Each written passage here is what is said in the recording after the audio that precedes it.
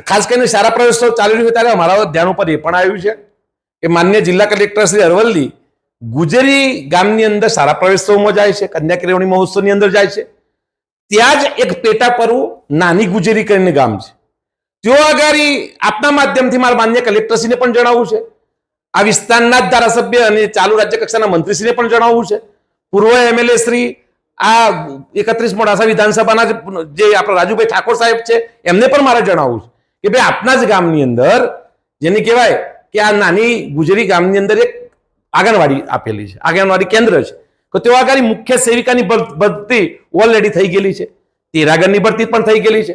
અમારા ધ્યાન ઉપર બાય મીડિયા એવું આવ્યું છે કે ત્યાં આગળ ક્યાંક ને ક્યાંક આ બંને કર્મચારીઓ સેવાઓ આપવા છતાં પણ કોઈ આઉટપુટ એટલે કે બાળક પ્રત્યક્ષ રીતે ત્યાંનો કોઈ લાભ લેતું નથી.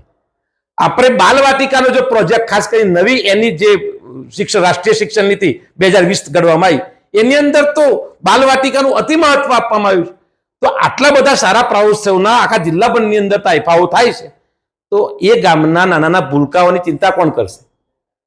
જિલ્લા કલેક્ટરશ્રીનો જેને કહેવાય કે એ એમની ફરજ નથી બનતી કે કોઈક એનો વ્યવસ્થિત ત્યાં જઈ અને જે પણ વિવાદ છે, હું માની લઉં છું કે કદાચ થોડો ઘણો વિવાદ છે, વિવાદનો અંત નથી, એવો કયો વિવાદ છે કે જેનો કોઈ અંત નથી અને એનો ભોગ ક્યાંક ને ક્યાંક એ ગામના નાના જે બાળકો છે, જે ફૂલ છે, એનું બનવું પડે છે.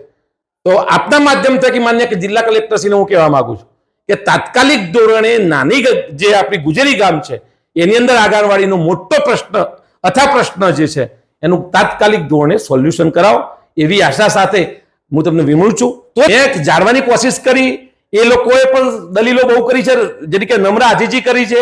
જિલ્લા ડીડીઓસી ની વાત કરીએ કે હું તો કહું છું કલેક્ટરશ્રી ની વાત કરીએ, આઈસીડીએસ વિભાગની વાત કરીએ, પણ છતાં આજ દિન સુધી સવા બે અઢી વર્ષનો સમયગાળો થવા આવ્યો છતાંય થવા પામ્યો, એનો અંત આવવા પામ્યો નથી. મેં પણ કાલે ભાઈ જિલ્લા કલેક્ટરશ્રી માફ કરજો ડીડીઓસીને ટેલિફોનિક વાત કરી છે, એમને પણ મને કહ્યું છે કે જયદીપસિંહ આપણે બેસીએ છીએ અને આનો સુખદ અંત લાવીએ છીએ, પણ અહીંયા વાત પૂરી થતી નથી. કારણ કે મને ગામડામાંથી અથવા તો એ વિસ્તારમાંથી જાણવા મળ્યું છે કે ખૂબ રજૂઆતો થઈ ચૂકી છે ઉચ્ચ અધિકારીઓ સાથે, પણ આનો કોઈ ચોક્કસ અંત સુખદ અંત આવતો નથી. એમનું ધ્યાન ઉપર આવવું જોઈએ. ક્યાંક ને ક્યાંક એવું તો નથી કે પોલિટિકલી કોઈ વિરોધ હોય અને એમને આવડો મોટો મુદ્દો, કારણ કે મૂળ વસ્તુ એ છે કે પૂર્વ એમએલએ નું ગામ છે. મૂળ વસ્તુ એ છે કે એ 31 મોડાસા વિધાનસભાના પૂર્વ એમએલએ નું ગામ છે. બની શકે કે પોલિટિકલ ખટરાગ હોય, પણ અહીંયા નાના બાળકો ભોગ બનતા છે અને એટલા માટે બે હાથ જોડી વિનંતી કરું, એ ફૂલ સામું જોજો. તમારા વ્યક્તિગત કદાચ પ્લસ માઇનસ 19-20 છે, ઠીક છે, રાજકારણમાં છે એટલે વિરોધ હોઈ શકે, પણ એનો ક્યાંક ને ક્યાંક ભોગ એ ગામના નાના માસૂમ બાળકો ન બને એની પણ કાળજી આપણે સર્વે રાખવી જરૂરી છે.